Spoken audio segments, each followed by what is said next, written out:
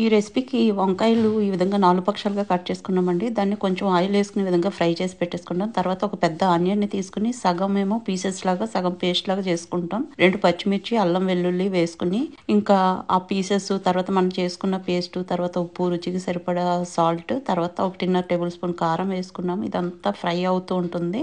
ఈ మూమెంట్‌లో ఒక హాఫ్ టీ స్పూన్ వరకు మనము గరం మసాలా యాడ్ చేసుకుంటామండి. నూనె ఇలా సెపరేట్ అవుతూ ఉన్నప్పుడు చాలా చాలా టేస్టీగా ఉంటుంది. ఇలా తవా మీద చేయడం వల్ల మంచి రుచి వస్తుందనమాట. నేను ఇక్కడ పావు కేజీ వంకాయలు వాడుతున్నాను. ఒక 6 మీడియం సైజు వంకాయలు అనమాట. ఇది కరెక్ట్‌గా మనకి మంచిగా రోస్ట్ అవ్వాలండి. ఇంకా దగ్గరికి అయిపోయిన తర్వాత కొంచెం కరివేపాకు స్ప్రింకిల్ చేసుకొని ఒక 3-5 నిమిషాలు మనము లో ఫ్లేమ్‌లో కొంచెం వాటర్ ఏసి ఉడకనిస్తే మన అద్భుతమైనటువంటి తవ్వ వంకాయ ఫ్రై రెడీ అయిపోతుందండి. ఎంత రుచిగా ఉంటుందో చెప్పలేను నేను. మీరు తప్పనిసరిగా ఈ విధంగా ఒకసారి చేసుకొని చూడండి. మీరు చాలా చాలా ఎంజాయ్ చేస్తారు ఈ రెసిపీ.